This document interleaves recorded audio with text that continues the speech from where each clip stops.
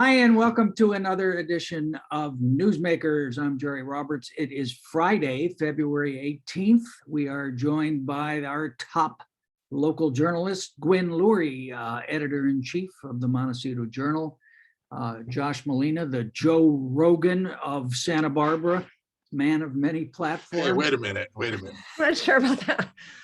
And we're expecting Jade Martinez-Pogue to show up momentarily, and Nick Welsh may or may not drop in.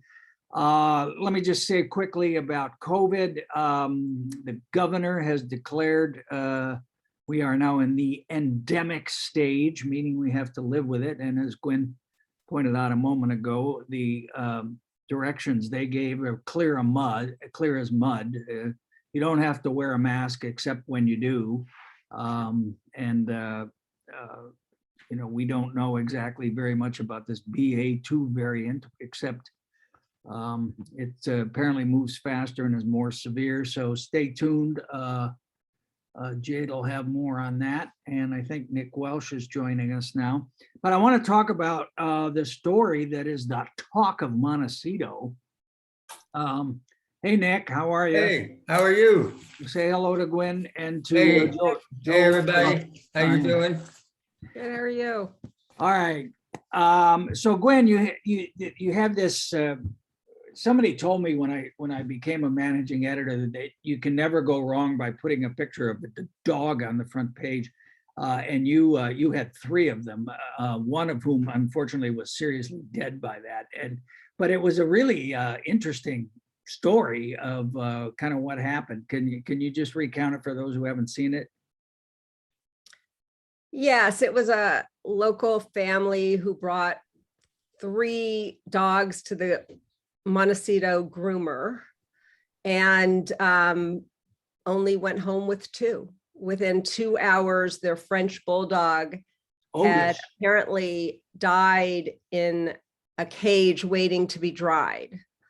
And obviously devastating to the family. The dog was 3.5 years old and the love of their life. And as far as they knew, perfectly healthy. And, it's been very hard to get real answers as to what happened. And, as you know, you can't prove these things unless you can prove these things. Yeah. So it was a tough story to write. Well, but you did some really interesting research about those types of dogs, which don't breathe so well anyway. But from a journalistic point, one of the things that was interesting is you didn't name the owner and you didn't name the groomer. You did name the dog, Otis. So there was that. But I mean, I understand that there were very high levels of people talking about this situation, including the Duchess of Sussex, her own self. So I was told. But what kind of feedback have you gotten? Well, it's interesting. I've gotten a lot of letters, a lot of calls of people claiming that this is not the only thing like that's happened, or not the only negligent behavior that has happened in this and other groomers, but no one yet will put their name on it. And I'm not sure why. I'm having a lot of conversations. I think, the accusations are very serious. I obviously tried in the writing of the piece to have some helpful takeaway for community members, which is that brachycephalic breeds, which are the kind of adorable smush-nosed dogs. They're very popular these days. A lot of bulldogs, English bulldogs. In Norway a couple of weeks ago, the breeding of bulldogs in general were banned. Yeah, That makes sense. That, when you think about it, obviously it's a really sad story, but it kind of goes to the point, just because you can, you shouldn't. And we bred this Franken dog, and it needs artificial insemination in order for reproduction, and it needs cesarean section to give birth. And it has a hard time breathing when it's here, and it has a hard time regulating temperatures. And it's just to think, this is like a real indictment on the human ingenuity that they can do this and create these animals. It just, what's the point? And I think, that was the point that Dr. Weikart made, the veterinarian Yeah. who received the dog. It was 110 degrees when she got the dog, Fahrenheit. And, she said, these dogs, people buy them because they're adorable, and they're adorable. But the thing that people think is cute about them means they're not breathing properly. And there are surgeries you can do to help them breathe more. But I agree, Nick, completely. I mean, they don't just exist for our amusement. It's like, it's not even fair for the animals. So it's a complicated story. But as for the business itself, I didn't name the name of the family either. So it's interesting to try to get people to go on the record and talk about what's happened to their pets. Their lawsuits, I was wondering when I was reading it, have any lawsuits been filed, against the groomer, or, again, it's a sad story for the groomer too, because it casts a shadow on the operation. You have no idea if he did anything wrong or not, but I'm sure it's not making life happy for that guy. Well, I know the family reached out to the DA. I know the family called animal, what's it called? Animal control in the city. There was an inspector who went out and inspected the business, gave it a clean bill of operation, although apparently he knew they were coming. Or the groomer knew they were coming. I don't know if there's been a formal lawsuit filed yet. I'm going to find out. This family is really in pain. And I think every day, kind of vacillate between being angry, being sad, wanting to just move on. And at the same time, never wanting another dog to have to go through this, and wanting some justice, but no amount of justice is going to bring their dog back. So, so it's All right. complicated. All right. Well, Jerry. we're joined by, hang on one second, Jess. Jade Martinez-Pogue with a green screen, I guess. And now you're no longer with Noozhawk, of course. You're with KEYT, assignment editor. So welcome with that new perspective. Josh, what were you going to say?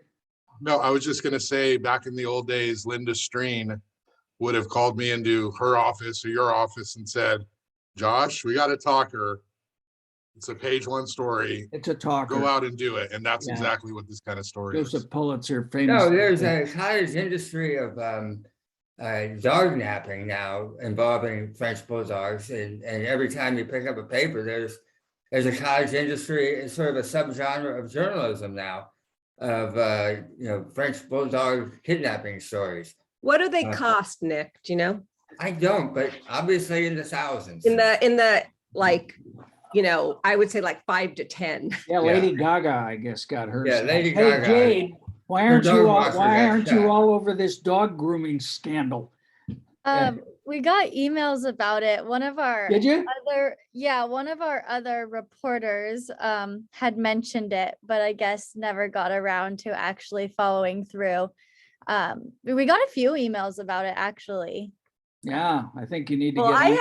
I have a person, actually 2 people who have called me who claimed something horrible has happened to their pet and they want to talk. So if that turns out to be something, you guys will be the first to know.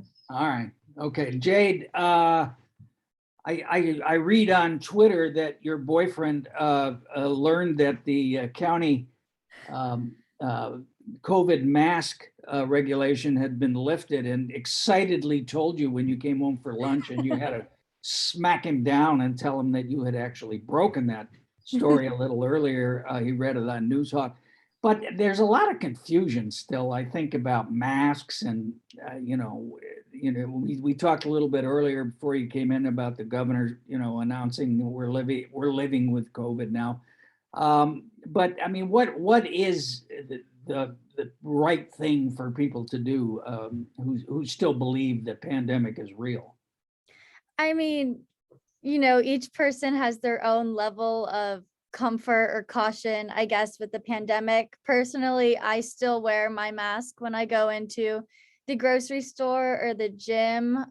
It's nice knowing that if I accidentally forget it at home, I won't like have to turn around. But I think, while it's not required for people who are fully vaccinated, it is still strongly recommended. And I watched a bit of the Board of Supervisors meeting on Tuesday with the COVID presentation. And I don't remember if it was Dr. Anzorg or Vondo Reynoso, but one of them asked the board to continue wearing their masks during the live streamed meetings, just to show an example that even though they're not required anymore, that they're still one of the best methods to prevent transmission. But I think what a lot of people are upset about is that kids in schools still have to wear masks, and that's going to be reassessed at the end of February. But I don't know why. Reassessed means Gavin's going to beg the California Teachers Association to let him lift the requirement, because that's what's stopping it. There's no, this is none of the follow the science. This is pure politics about why kids in school are. So are you still on the COVID? It was like a low-level protest that started digitally at Santa Barbara High last week with kids trying to get people not to wear their masks. And that's my daughter in Fresno, actually, that happened at her kid's school too, and she was pretty upset about the whole thing. Well, at Santa Barbara Unified, we had high school students calling in saying, we like the masks. We want to continue to wear the masks. They're safe. We're comfortable with them and they work, and we don't complain. Now, I think it's easier for high school kids to deal with the mask than it is for the elementary school children. So I think there's sort of two different layers of comfortability there. And two different factions. Nick, are you still wearing your mask when you go out? Yeah. Yeah, I am too. I went to Chaucer's yesterday, and all the people working there had their masks on, and then some people who were customers were and some were not. I had mine on, and they said thank you for doing that. So yeah, I don't know. I mean, the other thing about the mask is I haven't gotten COVID, but I haven't gotten anything. I haven't had a cold for 2 years. Of course, I haven't left the house, but so I don't know. Maybe It's also so hard to separate out the regulations, like what are politics and what's good for you. Well, the thing with the kids in school is totally politics. It is, and Gavin ought to be ashamed of himself. And it was interesting, the new UC poll that came out this week, his numbers on handling COVID, well, his numbers in general have really slipped, but on COVID, people are like, it's, as many people say he's doing a bad job as are doing a good job. What time are you listening to Larry Elder's show today, Jerry? I'm just kind of wondering. Well, right after I listened to you and Jade talk about Twitter on your show. Hey, Josh, so they had a big debate or discussion or whatever it was, I guess, conversation about housing at City Council today, this week, excuse me. And, it was all about the FAR and the AUD and the ADU. But what's the bottom line? What did they decide? Well, what struck me was that for the first time, they had a frank and candid conversation as to whether their priority really is to build affordable housing, because they've been attacking it from all of these different angles. And here again, everybody is saying the city's not doing enough. So I think for the first time, they sort of said, are we going to do something or not? And if we are, how are we going to do that? So you saw the mayor, been a big shift in tone with Randy Rouse as mayor already in just a couple of meetings. He just flatly said, people are going to want cars wherever they live. If they park them in neighborhoods, they're going to impact neighborhoods. He's not a big fan of self-driving cars, or, I think he said automated cars. He said, everything we've done, we have not been successful at building affordable housing. And that was sort of a shift in tone, because normally they pat themselves on the back and say what a great job they've done. And even Councilmember Megan Harmon said, we have to ask ourselves, is this a priority or not? And if it is, we do it. And so that was what struck me, was the whole tone of the conversation. Essentially what they said was, we're going to continue to pursue affordable housing through the AUD program, which is allowing developers to build market rate housing as long as they build also units that are affordable as part of that. And the problem with that is that, or the issue with that is there are council members who say, we don't need more market rate, we just need affordable. But then there are other council members who say, well, we can't just rely on the housing authority to build affordable housing for the very poor or the next level up. We need to build all kinds of housing. And then it gets into this whole psychology of housing. If you have new homes, then you have people who will move up into those new homes and it'll free less expensive apartments. And Oscar Gutierrez, okay, Nick, I don't know if you covered it or not, but Oscar Gutierrez said, he said, it's like eating a piece of cake, right? You can either eat the crumbs or you could have nothing at all. And his analogy was the cake is the market rate. And if we build market rate, you're going to get some affordable and those are the crumbs, or you can have nothing. And, it's interesting, he's trying to drive home that point. I don't think it's a perfect analogy, but I think his point is, why can't we just build affordable housing? And obviously the economics say because it's too expensive for developers. Capitalism, because of capitalism. Well, We're in- we did used to have something called the redevelopment agency, which had millions and millions and millions of dollars at its disposal to develop housing. It was affordable and not. I think Oscar's metaphor is pretty right on target. If you're allow extra density bonuses to get like 8 units out of 60 as a moderate rate, not even like low income. You have to build a whole lot of market rate in order to get just a few token gestures at affordable. I mean, I had a conversation with Steve Bennett, who represents us still in the state assembly, and he was saying, if you look at Europe and you look at places where governments build housing, you have a much bigger inventory of affordable housing. And what we need here is not market rate so much as affordable. And we don't have a mechanism since we abolished the redevelopment agency. Hey, Gwyn. Go ahead.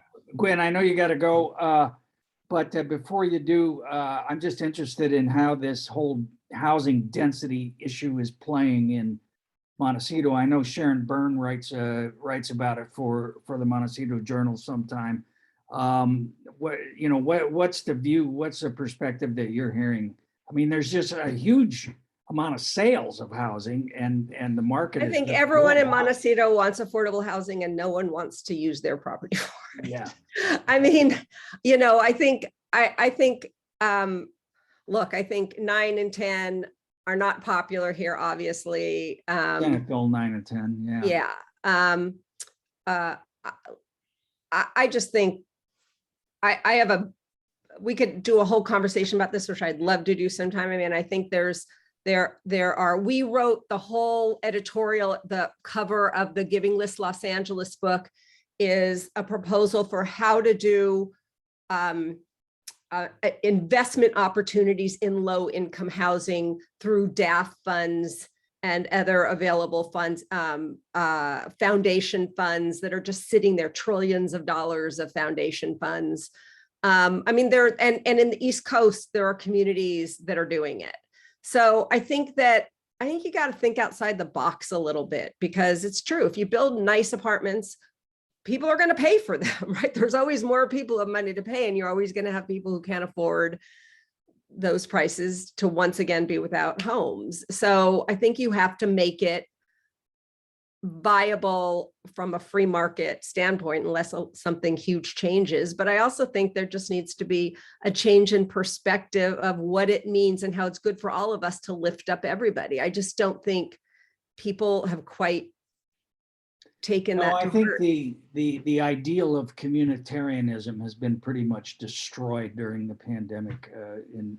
Not so much in Santa Barbara, but I would say nationally. Well, this guy, who Guy Walker is, he runs the Endowment for Youth Foundation, and really interesting guy who, no pun intended, who writes a lot about community wealth, like what community wealth is all about. And I hope that Randy and city council and the, new group trying to figure out State Street and everything. I hope that they're willing to kind of look around for some interesting things that other places are doing, because I think Yeah. Nick, Josh mentioned that Randy brought some clarity, at least to the housing discussion that had been lacking, but he got whomped. You had a little story.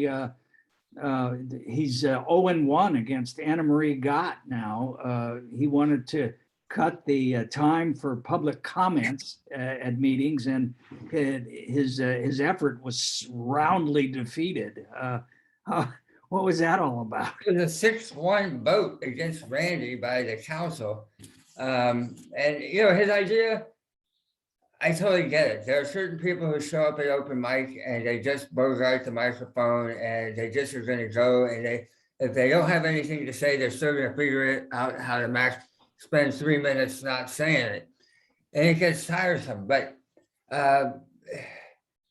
it was sort of he already can fix it. He already has the unilateral power at meetings when they're going long to say, I'm sorry, we got to cut this down to 2 minutes. And Anne-Marie got raised hell, and the emails started to pour in. And apparently a number of council members told him before the meeting, Randy, you don't want to go here. You might want to pull this. And, Randy was seized by a good idea, and it bit him on the ass. And he said, well, isn't that nice? Thank you guys. When I brought this up at a meeting 2 weeks ago at a retreat, you all were for it then. I don't know what happened. Bunch of chickens. Generally, it's good for policymakers to change their minds after they hear what the public actually has to think about it. I think Randy's off here because I'd rather listen to public comment, quite honestly, as a reporter, than I would listen to 7 Well, council there's more members. stories. There's drone- more well, stories. Hey, let's cut their time. When the council members talk, they drone on and on and Jade had on. to leave. She's Okay. out of here. And yet the public can only talk for, 2 or 3 minutes. So I think we want to hear from the public. Gwen, thank you Nice for seeing you dropping guys. in, giving us the time, and we're gonna now pivot to our mansplaining edition. bye, everybody. Happy Friday. Happy Friday. Hey, the other thing I wanted to talk about at City Hall was the police review commission process, which is still going on. I guess the report is ready to be brought to council, or where do we stand? Where we're at is they have a first draft of what they want to do for a police review commission, or they call it a oversight commission. And they are now going to initiate a public process where they do online surveys, and they have a number of, I think 8 to 12 stakeholder groups. They go out to the community, and there's certain key tension points here in terms of, what they're trying to figure out what the public wants. And based on what they hear, they may or may not make modifications. Well, the two big things, as I understand it, and correct me if I'm wrong, one is the way it stands now, they don't want anyone with any connection to law enforcement to be on the commission, which is arguable. And then there's a big budget issue as well. Right.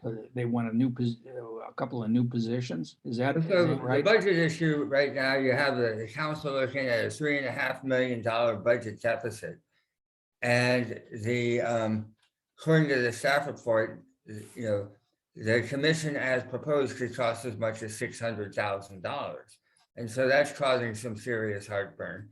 The other heartburn is that commissioners, to be eligible, cannot have had any experience working for any law enforcement agency. We don't want anybody that knows anything. And their family members are not allowed to either. And that is a big chicken bone in the throat for a lot of people. Other people say, in order for the commission to be an independent oversight commission, it has to be independent. You can't have any. And I think Bonnie Malecki, the chief of police interim, is saying, you know, what we would like is one member or one slot where we could be on it, you know, where somebody with lived law enforcement experience could represent.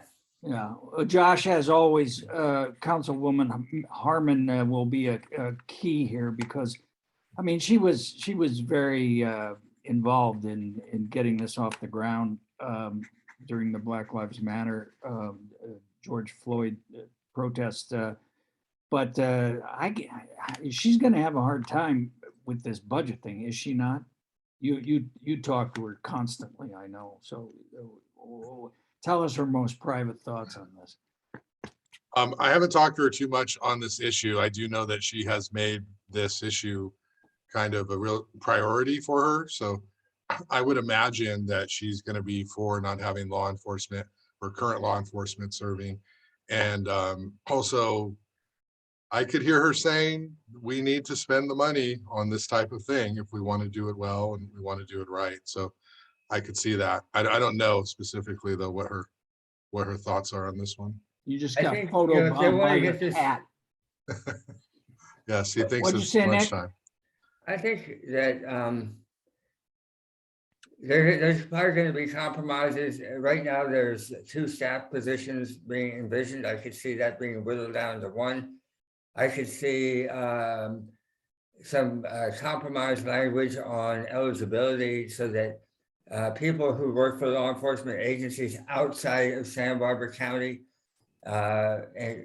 would be eligible to serve. I think if we don't have those kind of concessions, it's going to be a difficult pathway to 4 votes. Yeah, and we should also point out, this would only affect the city of Santa Barbara, where the county, the sheriff has made very clear that he's not gonna allow anything like this near his department. So there's that. And then we got the elections. Laura Capps appears to have cleared the field. You guys both talked to Jonathan Aboud, City College commissioner or trustee who was thinking of running, and he's not going. Is that correct? Correct. I don't want to read any more press releases from Laura Capps or Laura Capps' team about who's endorsing her unless it's Jesus or Doss Williams. Because at this point, I don't care. It's like you've cleared the field. No one is running. The party can't find a candidate. Okay, it's yours. Give it to her now. You know, I don't need any more press releases about who the next person is who's endorsing Well, her. I mean, it's a pretty impressive list, but we'll say that. But there's 3 weeks till filing deadline. Is there anybody that you've heard? Is there any chatter about anybody that would oppose her? Nick? But Josh, you talked with Roger Aceves. I haven't. Roger's a fan of Laura. He's not going to run. They get along. They're friendly politically. So yeah, he's not planning to run. He's planning to run for re-election on the Goleta City Council. And I have heard not a drop of anybody's name who would even dare think of challenging Laura Capps for that seat. As far as Greg Hart in Assembly, I heard the name Mike Stoker. I haven't talked to him about that. I mean, I think he's always a likely candidate. So Isn't he on a major book tour, Mike, now? He is. Nick, did he give you a free copy of his book to review? He sent me an email copy. Oh, he did. He didn't send me, he sent me his press release and said I could buy it. So have you read it? Is it good? I haven't yet. I have to confess. You got it on the nightstand. It's on my next up. Yeah.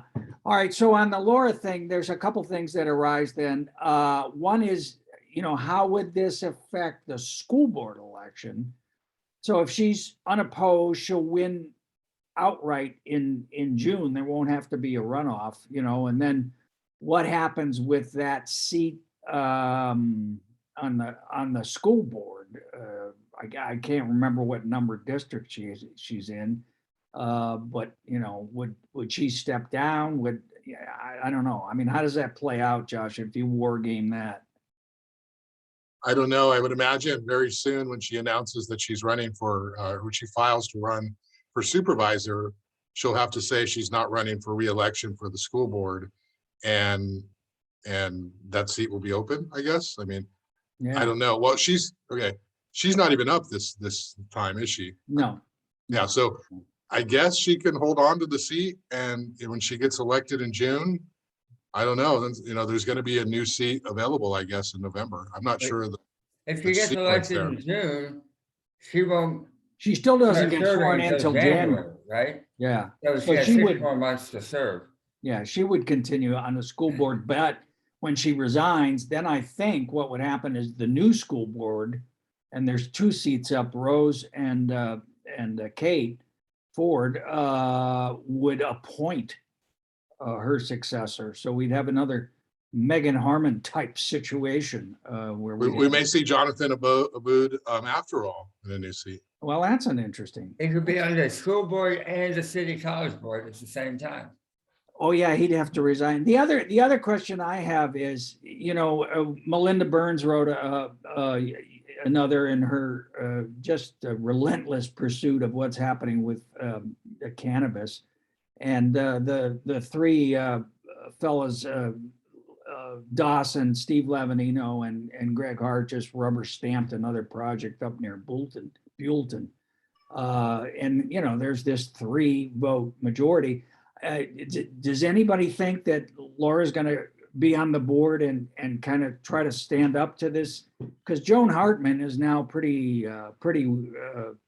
She's not anti-cannabis, but she's much more skeptical and critical of these projects. Yeah. So is I there? think that Joan Hartman would have an ally with Laura.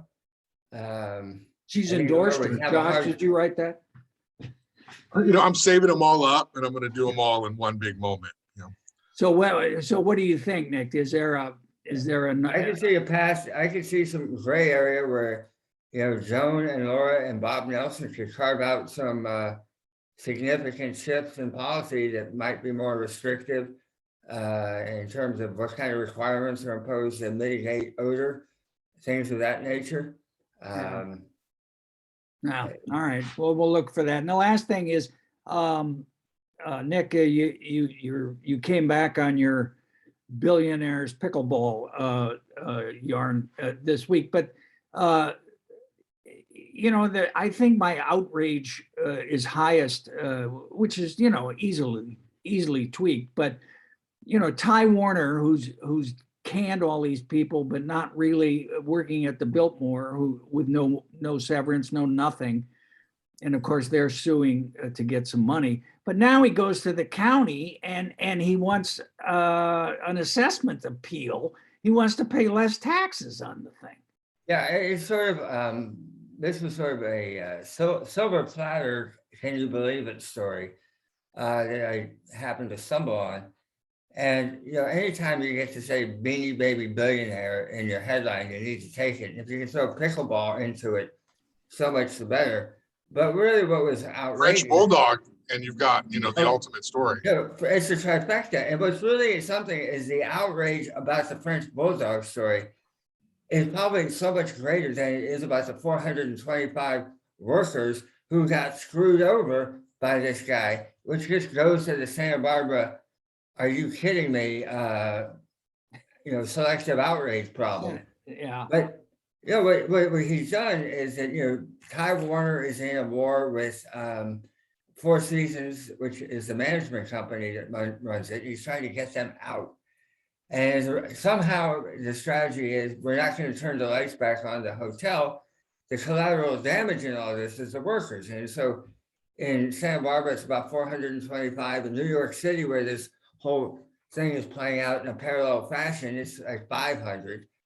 And he doesn't have to care. He doesn't care. He probably does care at some level, but not enough. But what makes it even better is at the same time he's doing this, he's telling the county, what you're charging me for my property taxes is 5 times too high. I need a break. At the same time, by keeping the hotel dark, he's denying the county millions of dollars a year in bed taxes. So it's not a good look. Who's the decision maker on the assessment appeal? Well, ultimately, it gets reviewed by some people in the assessor's office, and then they have an assessor's hearing board. And it may or may not go to a hearing board. He's done this before and it's never gone that far. The county assessors meet with his people and they say, dude, you're blowing it out your shorts, take a walk, and he withdraws. And that's probably what's going to happen here. Hey, Josh, there's another outrage that I'm confused about. I think you wrote about this. Did you have James Carriaco on the podcast recently, or did I imagine that? Probably 2 months ago. I don't know. Okay, all right. Well, anyway, there's this weird situation in Goleta where they've voted to not allow the sales of flavored tobacco or flavored smoking products. And now the industry has come in and done a referendum. Sort that out for me, because I'm scratching my head. Well, another reporter from Noozhawk has written about that, so I don't have the Nick Welsh type knowledge on this issue, but I will say that Goleta voted to sort of say we're not going to allow these tobacco retailers to sell tobacco and these vape products, and then there was this very I know that I experienced it, misleading effort to instead get it on the on a ballot, because they came to you and they said, hey, do you want the people to decide whether tobacco flavored products should exist? And most people are like, yeah, but the council had already banned it. And so now they got enough signatures and then they took it to the council. And so the council, I guess, voted to allow it to be on the ballot for a public vote. And so there's probably some more nuance to that, but that's the situation that we're in. The industry is doing that statewide. I think there's going to be a referendum on because the state's banned it, has it not, or banned some of it. So yeah, the tobacco industry never rests. All right, who you got on the podcast? You've been on a roll. Nick, have you had an opportunity to listen to Josh and Jade talk about their tweets on Josh's latest podcast? If I did, I wouldn't have understood it. Oh, yes, you would, Nick. We even talked about James Joyce's tweets. So we just took a look at all the local people's tweets, analyzed them. I made fun of Jade's tweets. She tried to make fun of mine with no real success. And it was 25 minutes of something. Who had the best tweets? Well, I did, of course. Mine are based other than you. realism and authenticity. She tweets about. Who's up next on the podcast? Well, I had Greg Hart on my podcast also last week, so we kind of talked about the assembly race. He, by the way, wants to have the conversation about bringing back the redevelopment agencies to allow communities to once again build affordable housing, so to have a funding mechanism for that. He has to go to Sacramento so he can make that happen. Exactly. So that was sort of the big thing of that podcast. So, but he's still got an opponent. Gabe Escobedo. Yeah, he's still in the race, and Gabe Escobedo got the Latino caucus apparently to endorse him, and Greg has already gotten a preemptive strike by the Democratic Party machine. Pre-endorsement, yeah. Yeah. So, all right. Nick, I know you're working on a big cover story. I've talked to you about it privately. I don't know if you want to talk about it. Are you? How close are you? Is it drafted yet, or are we still a couple weeks? Very far away. Okay. All right. Well, we won't talk about that one. Does it involve French bulldogs? Oh, Josh, you're going to get so stomped on this one. I don't know how you will even be able to sleep when Nick. Does this involve Megan Harmon? What's going on? Gosh, to be honest, I'm not even sure what it's about. Oh, that's interesting. All right, watch for it. All right. Hey, thanks, guys, for spending part of your Friday with Newsmakers, and we'll see you next time. Take care. Right.